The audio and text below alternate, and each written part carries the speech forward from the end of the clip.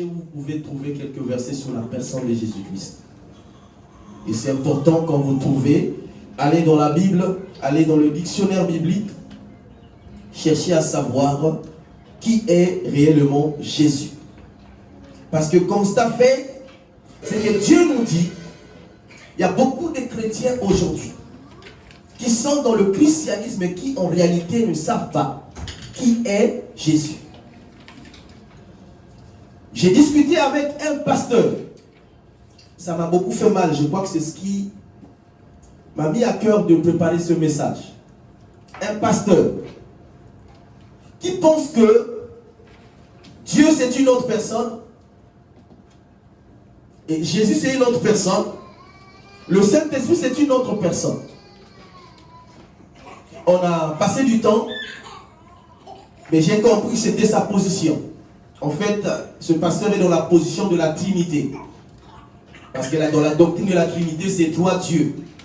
Il dit que Dieu le Père, le Fils et le Saint-Esprit. Alléluia. C'est pourquoi il est important en tant que chrétien. Il y a des fois, tu peux te retrouver dans un endroit où on débat sur Jésus. Mais on n'a pas d'argument. Pourtant, ça fait 10 ans, 15 ans. Nous sommes dans la maison du Seigneur. Mais quand on nous pose la question, qui est Jésus? Imaginez-vous, vous êtes comme ça, monsieur, madame, vous êtes qui? Je suis un tel. Vous allez répondre directement parce que vous savez ce que vous êtes. Qui est votre père? Mon père, c'est monsieur un tel. Qui est votre mère? Vous allez répondre, c'est dans la tête. Pourquoi? Parce que cela fait partie de votre ADN, de votre sang. Vous n'avez pas besoin de chercher. C'est pourquoi la police, quand ils interpellent une personne, ils peuvent avoir ta pièce d'identité, mais ils vous posent des questions semblantes pour savoir si c'est vraiment votre pièce d'identité. Vous n'avez pas à balbutier ou bien à chercher. Monsieur, quel est votre nom? Je m'appelle Gami. Votre prénom, le nom de votre père, le nom de votre mère, votre grand-parent. On peut remonter, je saurai, parce que c'est ma famille, c'est dans mon sang. J'ai vécu avec. Alléluia. Mais si on te pose la question aujourd'hui, qui est Jésus? Qui est au-delà de la position de ton père ou ta mère, ou tes grands-parents? Parce que c'est Jésus, nous les connaissons. Qui est Jésus? J'ai vu un homme autour des musulmans, parce que pour eux, dire ces choses, c'est un blasphème. Et les musulmans sont en train de lui démontrer que Jésus, c'est simplement un prophète. Et ils n'avaient pas d'argument parce que les musulmans avaient des versets bibliques qu'ils ont étalés pour dire aucun endroit dans la Bible, lui-même, Christ, a dit que je suis Dieu. Et dans le Coran, on a même beaucoup plus parlé de Issa, Jésus, que de Mahomet. Comment vous dites que Jésus-Christ est Dieu? Et le frère était comme ça. Il le regardait, il n'avait pas d'argument. Alléluia. Nous devons savoir l'identité de notre Seigneur, de notre Maître Jésus-Christ. Parce que la vie éternelle, c'est connaître le Fils. Si tu ne connais pas le Fils, comment peux-tu attendre à hériter le royaume? Si tu ne connais pas ton Père, comment peux-tu faire partie de la famille de ton Père? C'est lui qui t'a engendré, tu dois le connaître. Et quand on parle de la connaissance, c'est vraiment rentrer au-dedans de la personne. C'est ça le mot yada. En hébreu, ça dit que se connaître dans le sens des rapports sexuels. Ça dit que connaître, tant que vous n'êtes pas l'un dans l'autre, vous ne vous connaissez pas encore. Donc nous devons rentrer dans Jésus pour chercher à comprendre ce qu'il est exactement. Est-ce qu'il est simplement un prophète? Est-ce qu'il est simplement un juif, ou comme la femme samaritaine pouvait l'appeler? Mais il n'y a pas de rapport entre les juifs et les samaritains. C'est-à-dire qu'au début, elle voyait Jésus comme un juif, comme un citoyen, comme un homme, comme tout le monde. Alléluia. Comme un homme, tout le monde. Mais Jésus va plus loin, vous allez comprendre que cette femme a atteint les 3-4 dimensions de la connaissance en quelques minutes. Je ne sais pas combien de temps ça a duré. Mais elle était là pour chercher à comprendre qui était cet homme en face de lui. Alléluia. Et nous avons parlé de la pensée des Grecs et même des Égyptiens. Qui dans leur tête, pour eux, il fallait, pour croire, il fallait voir. Alors que pour eux, tu pouvais parler même dans l'histoire de quelque chose, et tant qu'ils n'avaient pas de preuves sur la chose, ils ne pouvaient pas croire. Leur croyance était basée sur le matériel. Alléluia. C'est pourquoi j'ai parlé de la théophanie. La théophanie, théos qui veut dire Dieu, phania qui veut dire se montrer. A dit que pour eux, un Dieu doit forcément se montrer. C'est pourquoi vous voyez les statues. A dit que pour adorer, il faut qu'il y ait une forme. Et tous les Hébreux qui étaient en Égypte, sortant de l'Égypte, arrivaient quelque part avec Aaron. C'est ainsi que vous voyez le veau d'or. Parce qu'ils ont vu 40 jours et 40 nuits. Ça durait tellement et ils n'avaient plus de croyance. Parce que vous nous demandez d'adorer, mais on ne voit pas la personne. Alors ils ont demandé à Moïse de fabriquer un veau d'or afin de prier, d'adorer ce veau d'or. Alléluia. C'était dans leur tête. Pourquoi il faut voir? Alléluia. C'est pourquoi la Bible dit que c'est Christ qui dit: heureux ceux qui ont cru sans voir. Alléluia. Se montrer. Et comme nous avons vu dans la mission d'Abraham, plutôt de Moïse, Moïse aussi avait cette pensée parce qu'il a grandi en Égypte. Et dans sa pensée, tu veux m'envoyer, certainement ils vont vouloir savoir qui m'a envoyé. Il faut que tu te montres, que je te voie d'abord, que moi je crois, et que cette croyance aussi soit mise à la disposition du peuple. Elle dit que j'irai avec les arguments qu'il faut pour expliquer qui est réellement celui qui m'a envoyé. Et c'est là qu'il va dire: personne ne peut me voir et vivre. Parce que Dieu est esprit. Dieu est esprit. Le ciel est son trône, la terre est son marchepied. Donc tu ne peux pas voir un esprit. Chez nous on disait, quand tu sors la nuit, si un sorcier s'envole et que tu le croises sur ton chemin, tu meurs. Parce que c'est le mystique. Si tu n'as pas 4 yeux, et tant pis pour toi. Tu peux tomber malade et mourir. Parce que tu n'es pas dans ce monde. Et Dieu voulait simplement nous dire: tant que vous n'avez pas la même nature que moi, personne ne peut me voir et vivre. Parce que ma nature, c'est l'esprit. Alléluia. C'est l'esprit. C'est le spirituel. C'est pourquoi nous avons la théophanie. J'ai dit que ce n'est pas dans la Bible, mais c'était dans la pensée des Grecs. Elle dit qu'un Dieu devait se montrer. Si tu ne te montres pas, ça veut dire qu'on ne peut pas croire en toi. Alléluia. Nous avons vu la définition de Jésus, Christ. Nous avons défini Jésus comme étant Dieu qui sauve. Et Christ comme étant salut. Non, Christ c'est un, n'est-ce pas? Ou bien sacré. Sacré. Et ça, Dieu sauve. Dieu sauve, ou voilà, ou Dieu, ou le salut. Le nom c'était un nom que beaucoup des Hébreux portaient. Et l'origine, quand vous lisez Josué, c'est le même nom, Yeshua. A dit que vous pouvez rencontrer un Hébreu, un Juif avec le nom de Jésus. Ce n'était pas un nom qui appartenait seulement à Jésus. Mais ce qui fait la différence entre Jésus qui est homme, c'est le Christ. Parce que Christ veut dire oint.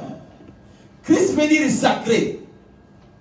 Or, aucun homme sur la terre n'a porté le nom de oint. Parce qu'à l'époque, le seul oint, le seul saint, c'était Dieu lui-même. Alléluia.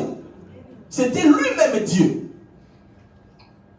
C'est pourquoi la vie de Jésus était un scandale. Pour ceux qui avaient la connaissance de la loi. Parce que la réalité c'était ça. Tu ne pouvais pas ôter le péché du monde. Tu ne pouvais pas travailler le jour du sabbat. Tu ne pouvais pas guérir même un malade le jour du repos. Parce qu'il n'y avait que le homme pour le faire. Alléluia.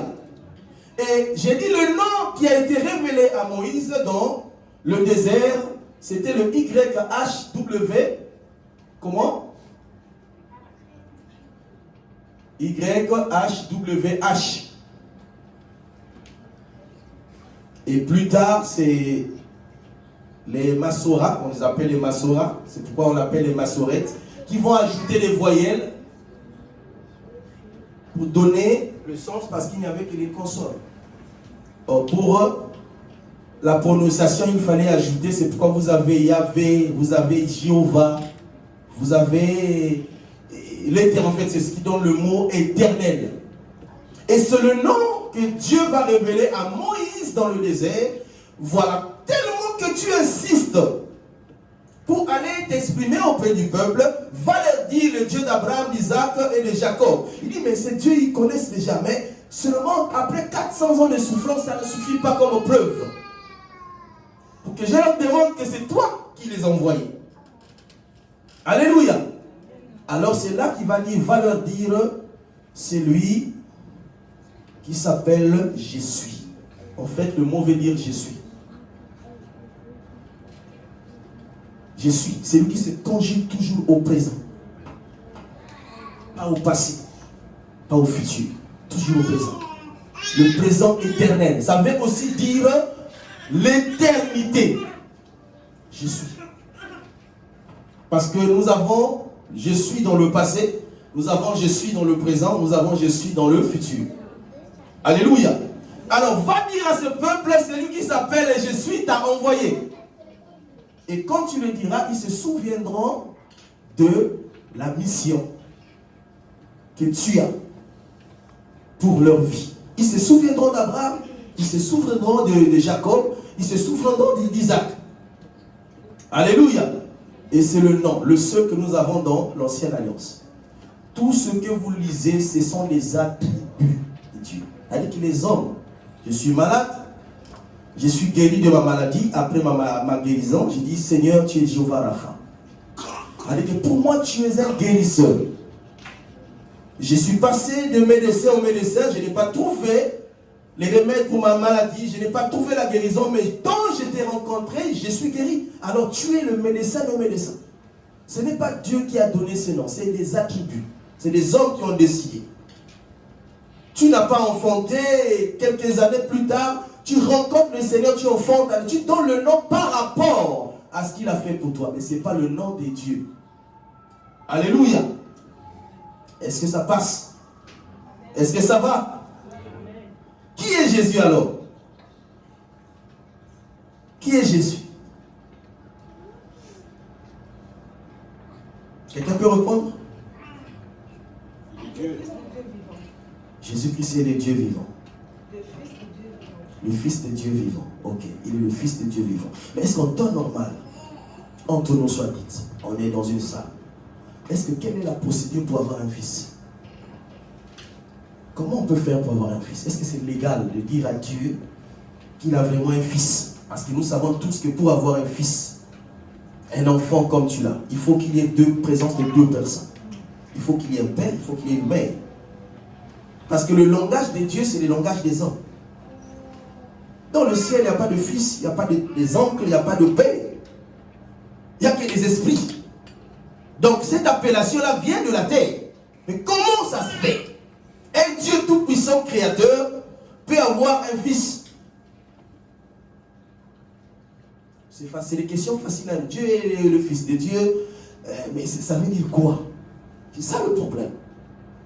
Parce que nous sommes Congolais, Ivoiriens, Français, Allemands, Chinois. On ne connaît pas la logique des Hébreux. Et quand Jésus parle, il est en train de parler à un peuple. Et si nous ne comprenons pas le langage de ce peuple, on va échouer dans la compréhension de la parole de Dieu. Et même quand tu révèles le nom je suis, pour un Israélite, il sait c'est de quoi il s'agit. Et quand on est fils de Dieu, c'est grave en Israël. Et le Dieu, c'est Elohim. Parce que le mot Dieu, c'est une générique, c'est pas... Tout le monde peut s'appeler Dieu. C'est pourquoi on met la différence entre Dieu avec petit d et avec le grand D. Mais le Dieu Elohim, c'est le créateur de toutes choses. Ça dit que c'est le summum de la puissance, le summum de l'intelligence, le summum de la force, le summum des mathématiques, le summum de chimie. Hein, frère? C'est lui. Parce que tout ce que nous voyons, il y a l'histoire, en fait toutes les matières que nous étudions dans nos salles de classe, pour ceux qui sont à l'école, ils disent cela dans la création, il n'y a rien, personne ne peut créer. Tout ce que nous faisons, c'est des inventions. Qui est Jésus, frère? Qui est Jésus seul? Parce que nous sommes chrétiens, en fait. Le mot chrétien, ou chrétienne, si vous voulez, veut dire quoi? Ça veut dire quoi? Ça veut dire quoi, chrétien? Celui qui croit en Jésus. Celui qui croit en Jésus, oui. Celui qui croit en Jésus, oui. Imitateur de Christ. Hein? Imitateur de Christ. Imitateur de Christ, croire, celui qui ressemble, celui qui vit aussi comme Jésus. Ok? C'est pourquoi Paul a dit, soyez mes imitateurs comme je le suis en Christ. Il a dit que celui qui imite Christ, celui qui vit comme Christ, celui-là, on l'appelle chrétien. Et c'est un mot qui est sorti pour la première fois en Antioche. Antioche, c'est une contrée. Et c'est là-bas qu'on a commencé à voir les chrétiens pour la première fois. Le mot est sorti, ceux-là, c'est certainement ceux qui ont marché avec Jésus.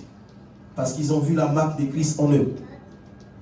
Ils parlaient comme lui, ils marchaient comme lui, ils raisonnaient comme lui. Ils étaient en train de résoudre les problèmes de l'Église comme Jésus. Ah, certainement, ces hommes-là sont comme Jésus. C'est le mot chrétien. Alors, si nous portons ce nom chrétien, le mot chrétien, nous devons répondre à cette écriture. Ça veut dire que celui qui croit, non seulement celui qui croit, celui qui vit comme Jésus, celui qui fait comme Jésus, celui qui pense comme Jésus, celui qui pose ses actes comme Jésus. Alléluia. C'est ça le mot chrétien. Qui est Jésus? Il y a le micro à côté.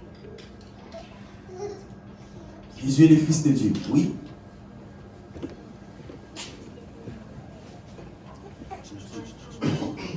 Jésus, c'est Dieu lui-même. Jésus, c'est Dieu lui-même. Comment ça se fait? Vous savez, quand je me suis converti, comme on était de ceux qui, toutefois, on avait toujours... C'est-à-dire que quand j'avais une interrogation, je ne pouvais pas dormir sans avoir la réponse de cette interrogation. Je dis, mais comment ça se fait? Tu dis que Jésus est Dieu. Mais j'ai vu Jésus venir le jour de son baptême devant un homme, Jean-Baptiste. Et juste après son baptême, on le présente comme l'agneau qui ôte le péché du monde. Mais j'entends une voix qui se fait entendre du ciel. Voici, celui-ci est mon fils unique, en qui je plaçais toute mon affection, toute ma confiance. Mais celui qui parlait là, c'était qui? Il y a deux personnes quand même. Comment vous pouvez expliquer ça? Que la même personne parle de lui-même qui en bas, autant que... Oh, mais c'était compliqué. Alléluia. C'est pourquoi Philippiens, dans ses Colossiens, je crois qu'il le dit, ne vous laissez pas séduire par les arguments des philosophes. Parce que leur tendance est de vous amener vers l'intelligence qu'ils ont. C'est-à-dire l'intelligence humaine.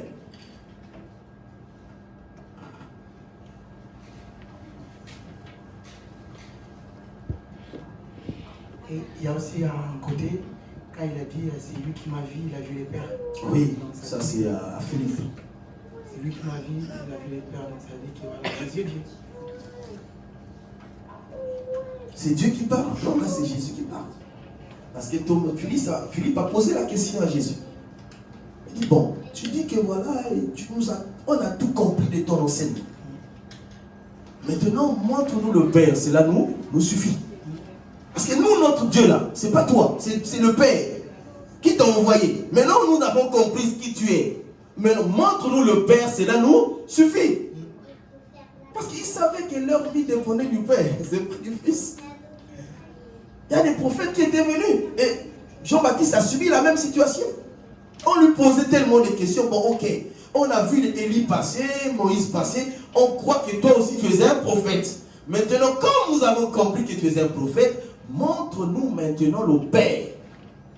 Et c'est là qu'il va dire, je suis le chemin, la vérité et la vie. Le chemin, on a partagé, mais il y avait... Si on était ce nombre-là pendant le partage, et si tous les vendredis on est là tous, vous allez voir qu'il y a des choses qui se développent pendant le partage. Comment tu veux nous montrer le chemin? Mais ce chemin-là, tu dis, on te demande le Père. Mais le Père qu'on te demande, mais tu nous dis que tu es le chemin pour nous amener à qui? Au Père. Et tu es la vie. Le Père, c'est le royaume en temps normal. Donc, en fait, il voulait dire à ses disciples, ce Père que vous cherchez, c'est moi. Parce que la vie, là où je vais vous amener, en fait, c'est moi-même. La vérité pour aller là-bas, c'est moi-même. Mais personne ne pouvait les comprendre. C'est pourquoi, quand nous réalisons Matthieu chapitre 16, de 13 à 17, nous allons comprendre, oui, nous allons comprendre que Jésus lui-même, il dit, ce n'est même pas Pierre qui avait donné cette révélation, mais cette révélation venue de qui? De Dieu. Parce que Jésus voulait savoir quelle était sa position vis-à-vis de ses disciples. Vous marchiez avec moi, oui. Vous mangez avec moi. Jean-Baptiste, et plutôt Jean, avait toujours sa tête sur sa poitrine. Il pouvait à tout le monde qu'il aimait de plus. Oui. Mais est-ce que vous me connaissez? Alors il va commencer par ce qui s'est dit dans les rues. Et vous savez que chacun de nous ici a un témoignage. Et Dieu fait grâce à certaines personnes. Il ne voudra même pas que tu écoutes ce qu'on dit de toi. Parce que si tu l'écoutes, certainement tu vas tomber par terre et mourir. Il y a des choses qui se disent à ton sujet. Que tu as fait, que tu n'as pas fait. Et Jésus veut savoir, qu'est-ce que les gens parlent de moi? Quand vous êtes dans la rue, parce que je n'ai pas assez de temps de fréquenter vos milieux. Moi, je suis beaucoup plus dans le champ que Dieu m'a donné. Et vous qui fréquentez ces milieux, qu'est-ce que les gens parlent de moi? Alors c'est là qu'ils vont parler, ils disent que vous êtes Jean-Baptiste, vous êtes le prophète, vous êtes Élie, vous êtes ceci. Mais maintenant, oui. Mais vous maintenant qui êtes avec moi, que dites-vous de moi? Un silence plat. Ça veut dire qu'ils ne connaissaient pas Jésus. Et c'est là que Pierre va prendre la parole en disant, tu es le Fils de Dieu, vivant, n'est-ce pas? Qui a dit le Fils de Dieu? C'est moi. Et Jésus va répondre, ce n'est ni par la chair, ni par le sang que tu as donné cette réponse. Il y a une révélation là-dessus, parce que souvent les gens pensent que c'est Pierre qui avait répondu vraiment. Ce n'est pas lui. C'est-à-dire que personne ne peut avoir la révélation du Fils, si ce n'est que Dieu lui-même qui révèle le Fils de Dieu. Personne ne peut se taper la poitrine disant, moi, je connais la Bible, moi, je connais les révélations, moi, je connais ta vie. Non, personne ne connaît. Tu peux étudier la Bible comme tu veux. Si Dieu ne te révèle pas, tu n'auras pas la capacité. Ce n'est pas par ta force, le sang, ni la chair, mais c'est mon Père.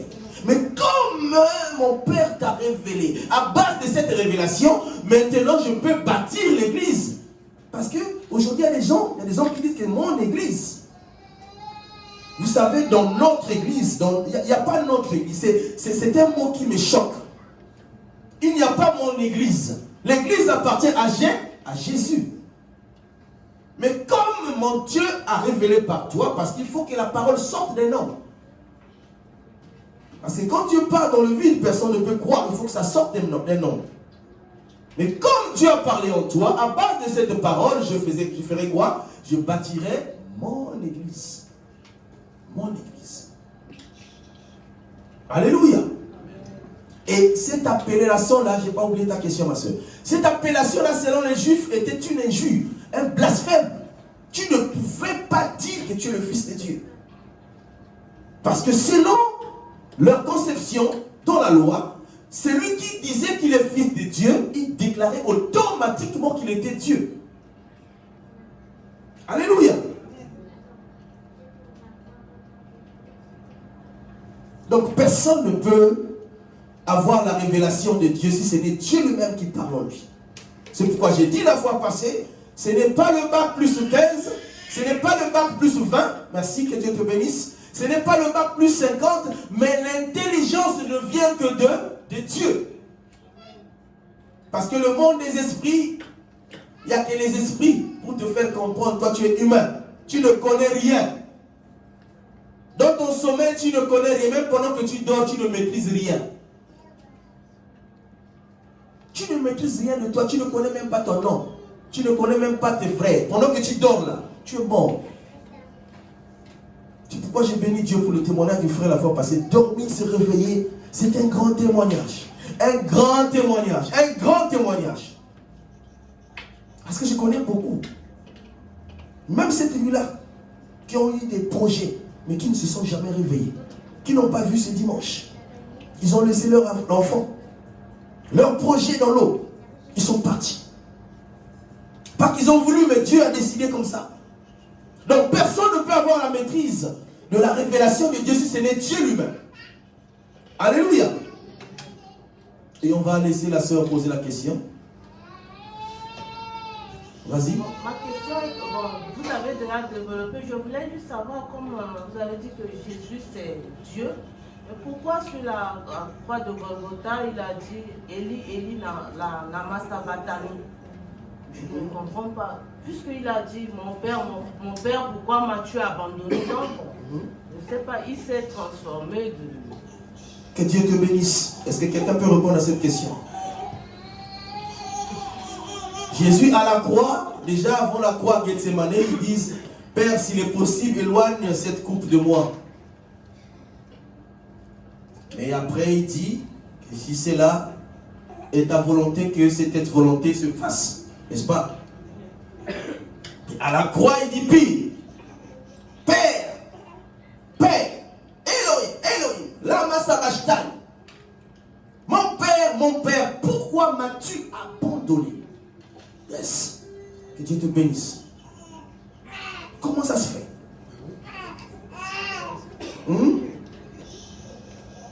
Comment ça se fait?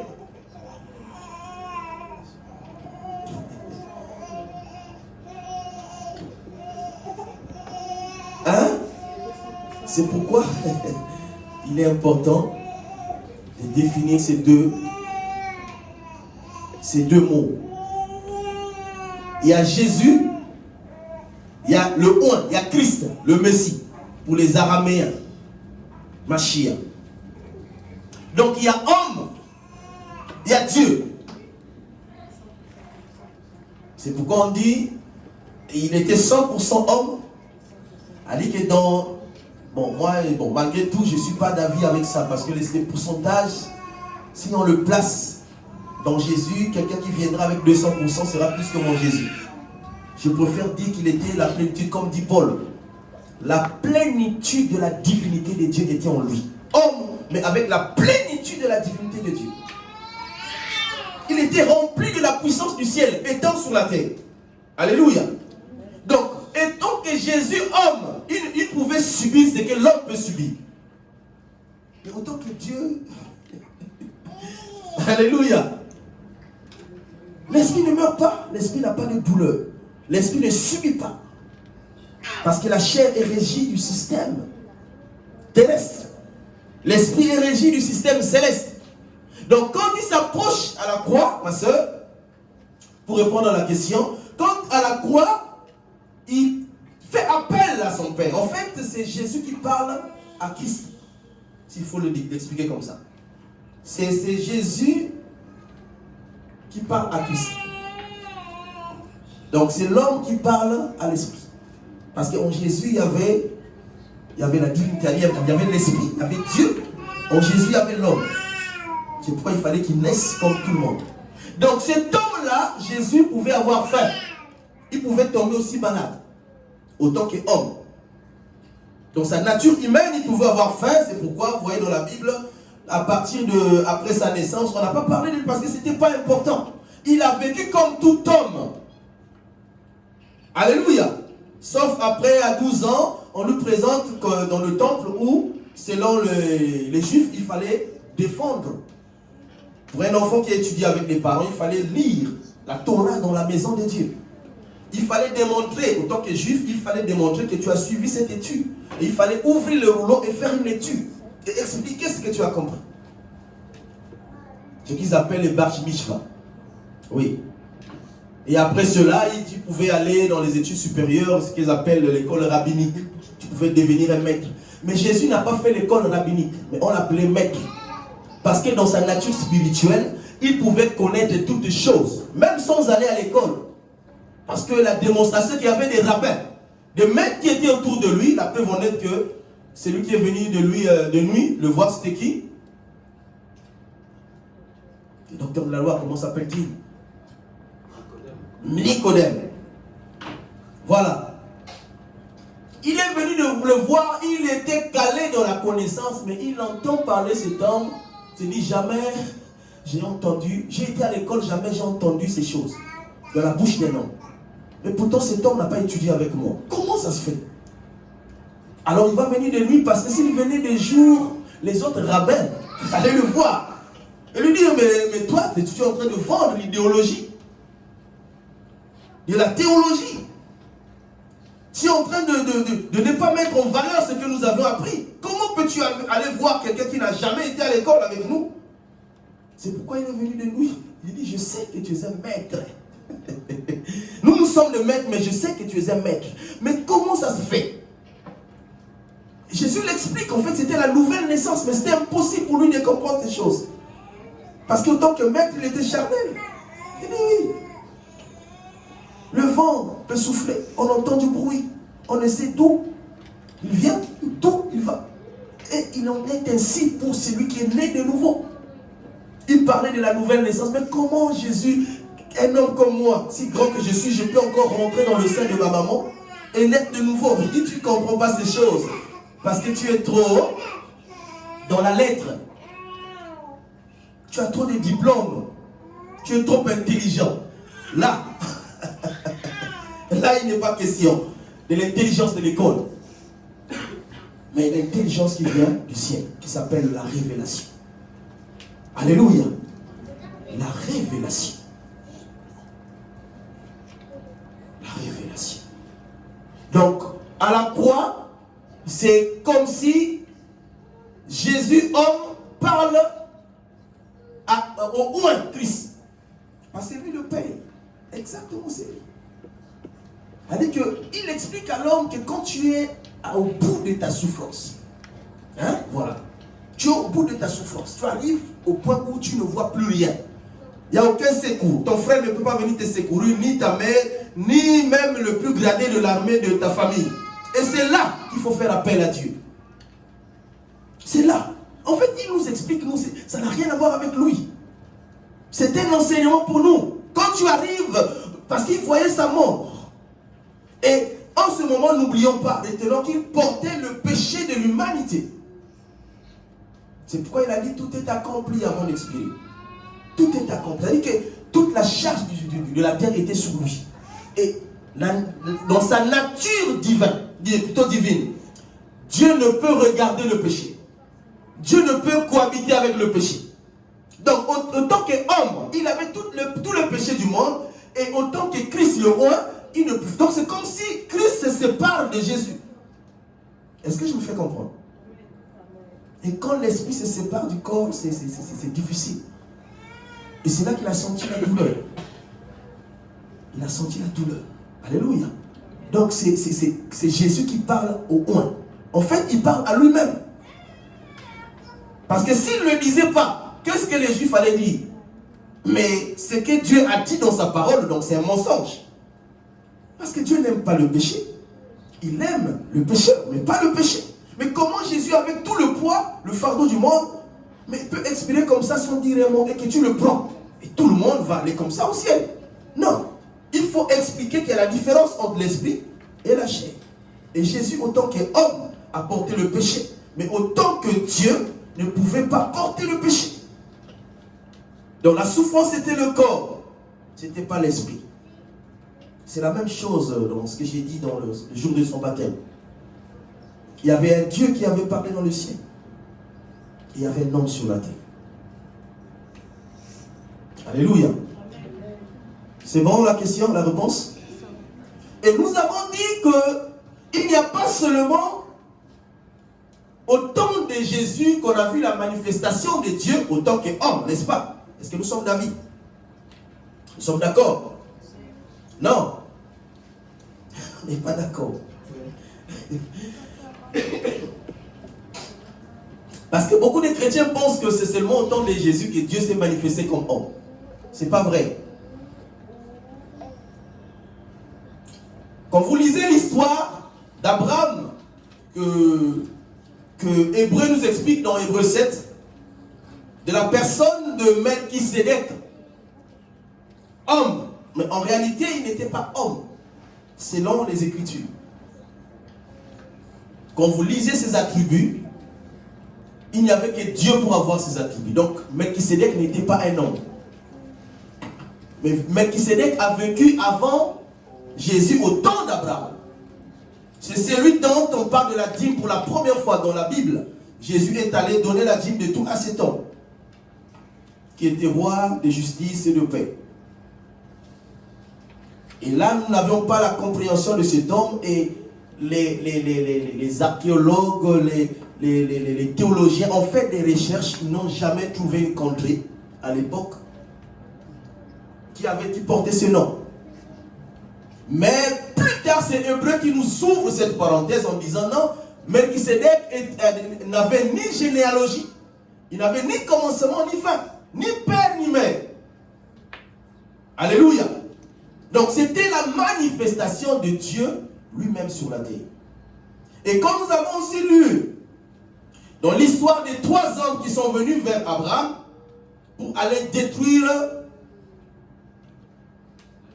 Sodome et Gomorrhe, nous avons compris, selon le langage de ce même personnage, le mot qui est employé, c'est le Dieu Elohim.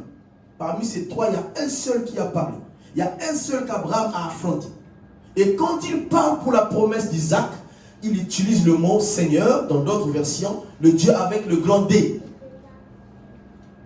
Et il dit que je reviendrai l'année prochaine à la même époque. Et tu auras un fils. Mais en temps normal, il n'est pas revenu. Alléluia. Et par là aussi, nous comprenons que ces 3 hommes étaient aussi l'image de Dieu. C'était Dieu lui-même. Alléluia. Mais ce n'était pas encore là la grâce. Alors, revenons sur nos textes de base. Matthieu 16, 13 à 17. Matthieu 13, 16 à 17. Nous l'avons expliqué, mais c'est toujours important de faire la lecture pour comprendre que ce n'est aucun païen, aucun chrétien même ne peut oser dire ce que Dieu a dit si ce n'est Dieu lui-même qui a dit. Et c'est la preuve, le texte. Parce que le sang, c'est les humains. La chair, c'est les humains. Jésus étant arrivé dans le territoire de Césarée, de Philippe demanda à ses disciples, que dit-on que je suis, moi, fils de l'homme? Il se présente comme fils de l'homme, fils de Joseph et de Marie. Ils répondirent, les uns disent que tu es Jean-Baptiste, les autres tu es Élie, nous connaissons bien qui est Élie, qui est Jean-Baptiste, les autres Jérémie, le prophète, les autres encore disent que tu es l'un des prophètes. Alors, et vous, leur dit-il, que dites-vous que je suis? Simon-Pierre répondit, tu es le Christ. Tu es le Christ, le Fils du Dieu vivant. Amen.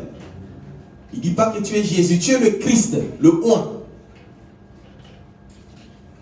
Tu es le Messie. Tu es le Machia. Tu es le oint de Dieu.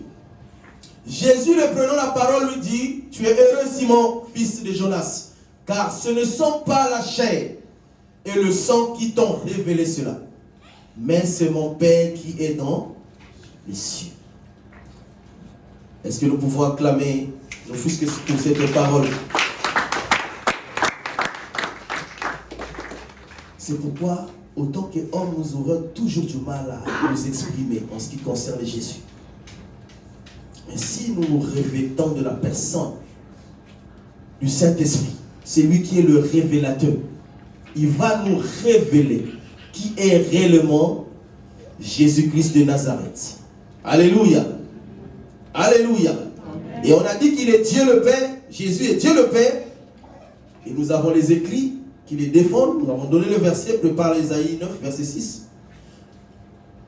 Jésus est le Fils. Jésus est en même temps le Saint-Esprit.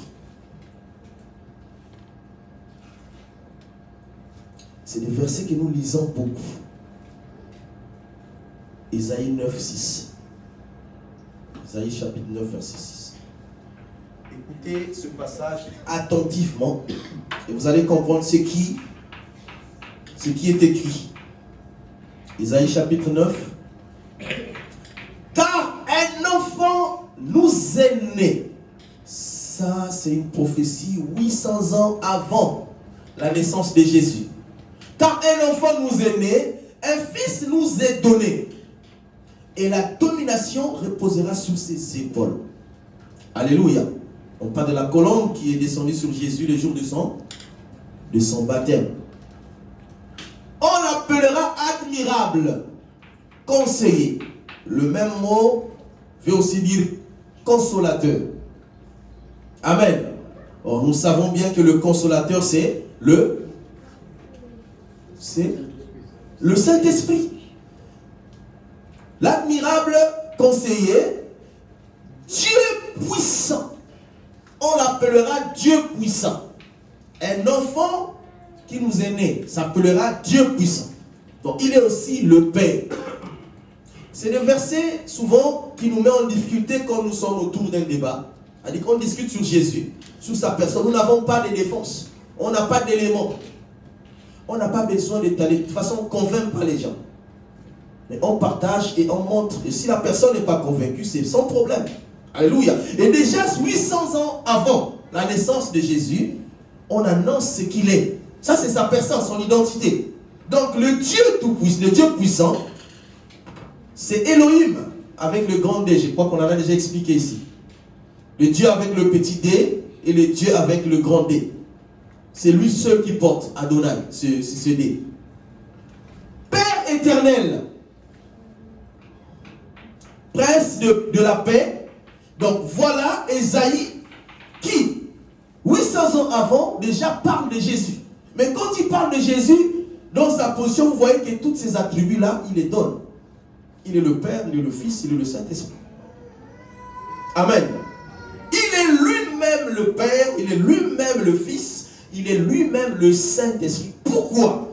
Parce que Dieu lui-même a décidé de travailler sur 3 périodes. Lui-même, il a décidé comme ça. Donc, il travaille dans une période comme un Père, dans une autre période comme un Fils, dans une autre période comme le Saint-Esprit. Ce n'est pas 3 personnes. Alléluia. Revenons un peu sur le tabernacle. Il y avait combien de tabernacles dans le désert? Un seul tabernacle. Et dans le tabernacle, on avait le parvis, on avait le lieu saint, on avait le lieu très. Vous avez oublié ça? C'est parmi les premiers enseignements de cette assemblée. Le tabernacle, le parvis, le lieu saint, le lieu très saint. Et tout cela constituait l'adoration. Le corps. Quand nous avons expliqué cet enseignement, le tabernacle, c'est Christ lui-même. C'est Dieu lui-même. Mais en 3 parties. On ne peut pas les séparer. Alléluia. On ne peut pas. Mais quand tu rentres dans le parvis, ce qui se passe dans le parvis n'est pas la même chose qui se passe dans le lieu saint. Ce qui se passe dans le lieu saint n'est pas la chose qui se passe dans le lieu très saint. Mais ça ne veut pas dire qu'il y a 3 dieux. Il y a un seul, mais qui agit en 3 mouvances. Alléluia. Et nous avons dit, je crois, que le parvis, on peut l'expliquer comme étant le corps, où tout le monde peut rentrer, parce que dans le parvis, tout le monde rentrait pour présenter le sacrifice. Et le corps, tout le monde peut toucher. C'est pourquoi tout le monde peut t'injurier, tout le monde peut te jeter les pieds. Alléluia. Mais dans Le lieu saint, il y avait une catégorie de personnes, il fallait être lévite pour y accéder. Et même si tu étais lévite, tu devais faire partie de la descendance d'Aaron. Donc il y avait un nombre de personnes qui étaient consacrées. Mais dans le lieu très saint, il y a une seule personne. Il y a une seule personne. C'est pourquoi Paul, ce qu'il voyait, Jésus, Dieu lui a répondu, ma grâce te suffit. Il a dit, la grâce est là. Et tu es sauvé, frère. C'est tout ce que les hommes attendent. Être sauvé. Être sauvé. Alléluia. Être sauvé. Donc voilà le verset déjà, qui nous montre avant Jésus qu'il est Dieu le Père, il est Dieu le Fils, il est Dieu le Saint-Esprit. Alléluia. Est-ce qu'on a compris cela? Est-ce que nous avons noté ce verset? Est-ce que nous l'avons noté?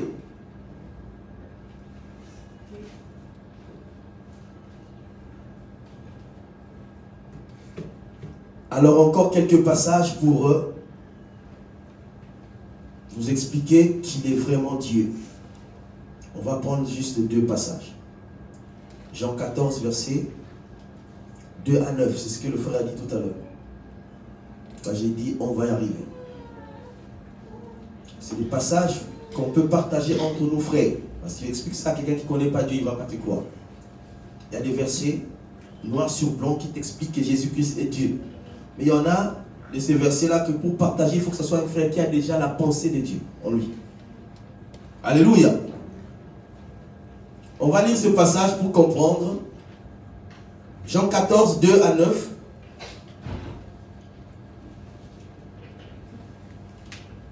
C'est lui-même qui parle.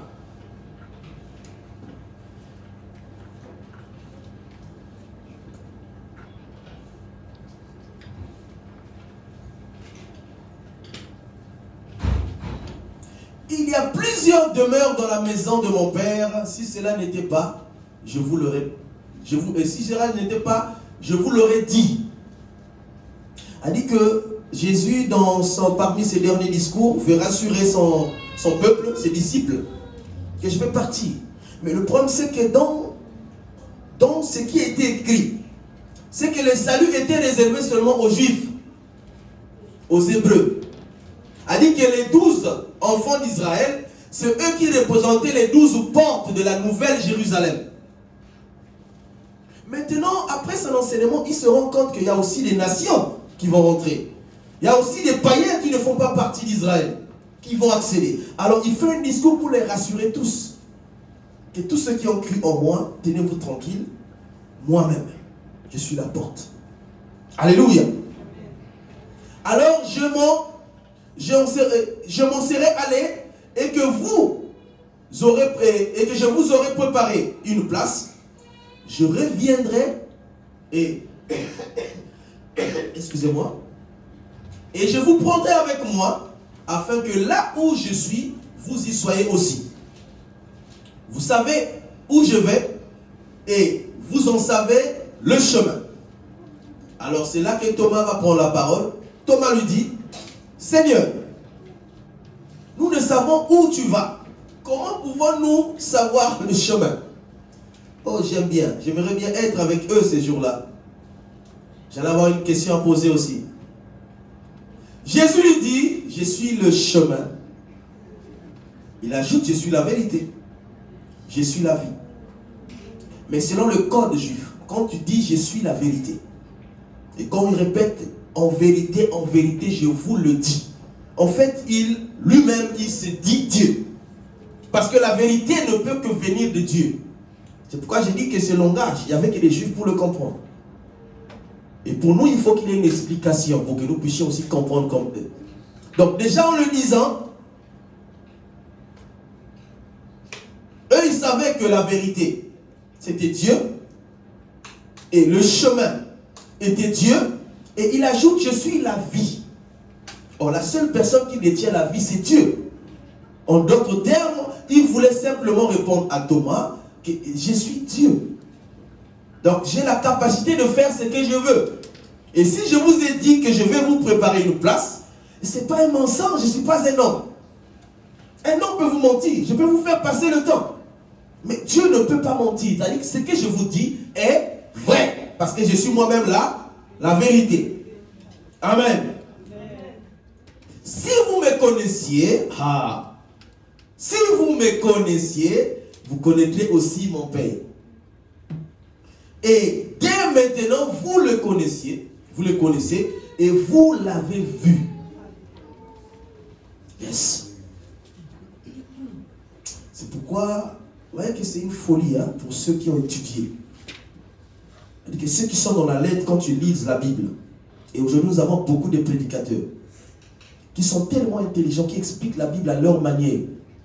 Donc là, pour comprendre ça, il faut avoir la révélation. Sinon, tu ne pourras pas.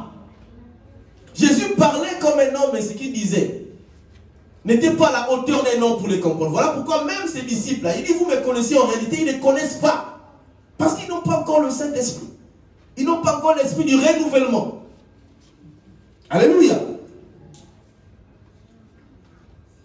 Dès maintenant, vous le connaissez. C'est-à-dire que vous connaissez Jésus homme. Mais le homme, vous ne le connaissez pas encore. Vous l'avez vu. Philippe alors vous dit, Seigneur, montre-nous le Père, cela nous suffit. Vous voyez qu'il ne les connaissait pas. Donc tout ce qu'il a dit là, c'est zéro. Vous avez compris? Vous avez vu comme moi? Est-ce que vous avez vu comme moi? Vous avez lu comme moi? Vous avez médité comme moi? A dit que la question de Philippe là annule tout ce que le maître a expliqué. Alors Philippe lui dit, Seigneur, montre-nous le Père, cela nous suffit. Donc pour lui, tout ce qu'il a dit là, et vous allez rencontrer des gens comme ça, tu l'expliques, il ne comprend pas. Montre-nous ça, c'est écrit où? Mais ça ne te suffit pas, frère. Montre-nous le Père, cela nous suffit. Alors c'est là que Jésus va répondre la parole, il dit, il y a si longtemps que je suis avec vous, et tu ne m'as pas connu, Philippe. Point d'exclamation. C'est quoi le français il y a quelque temps? J'aime cette langue. Jésus s'exclame. Clac. Hein? Et on peut dire qu'il était un peu tendu. Comment ça? Il veut continuer, mais il s'arrête d'abord pour. Il le regarde comme ça dans les yeux, mais comment toi? Tu ne comprends pas ça. Alléluia. Celui qui m'a vu a vu le Père. Je ne sais pas, là, ici, il avait haussé le temps, parce que là, après l'exclamation, certainement, il avait changé le temps. Celui qui m'a vu a vu le Père. Comment dis-tu, montre-nous le Père? Comment tu cherches quelqu'un? Tu peux monter, frère, on va continuer. Comment tu cherches quelqu'un qui est à côté de toi, qui est en face de toi, mais tu le cherches? Tu veux quoi? Tu cherches quoi? Et dans nos vies, c'est comme ça. On cherche des choses, parfois, nous les avons déjà. Mais tu as la chose avec toi. Tu cherches une bénédiction, tu l'as avec toi. Dieu t'a béni. Ce n'est pas le pasteur qui va te bénir, c'est Dieu qui t'a déjà béni depuis l'éternité. Nous ne faisons que rappeler aux disciples de comprendre que tu es béni avant ta naissance. Ce n'est pas un prophète qui va te bénir. Nous sommes bénis. On est venus, nous ne sommes pas le fruit d'un pasteur ou d'un prophète, mais nous sommes le fruit de Dieu. Et Dieu, quand il envoie, il forme une personne, mais il le forme avec tout, sans rien. Alléluia. Sans rien.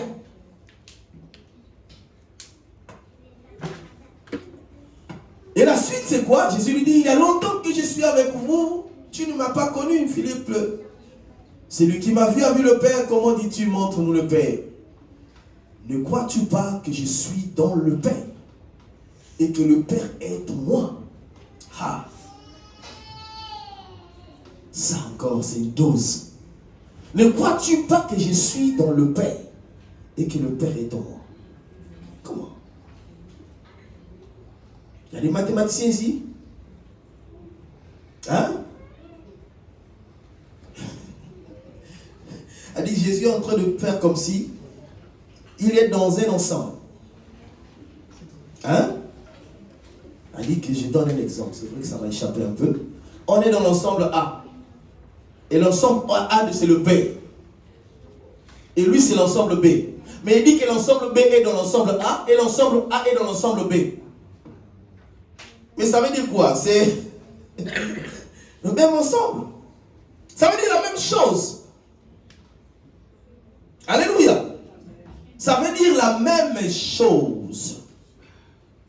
La même chose. Et il ajoute encore, mais les paroles que je vous dis, je ne les dis pas de moi-même, et le Père qui demeure en moi, c'est lui qui fait les œuvres. Croyez-moi, je suis dans le Père, et le Père est en moi. Croyez, du moins à cause de ses œuvres. Alléluia. C'est l'un des passages, si nous voulons partager avec les bien-aimés, parce que je sais qu'il y en a beaucoup. Moi-même qui vous parle, je crois que je suis resté au moins 1 an à croire que Jésus est Dieu. Et je sais qu'il y a beaucoup de gens aujourd'hui, jusqu'aujourd'hui, qui n'ont pas encore cru. Et je prie beaucoup que Dieu nous parle encore. Que Dieu touche encore. Parce que séparer Jésus de Dieu, séparer le Saint-Esprit de Dieu, c'est séparer la bénédiction qu'il nous a donnée. C'est nous séparer de la bénédiction qu'il nous a donnée. Alléluia. On ne peut pas les séparer. C'est la même personne.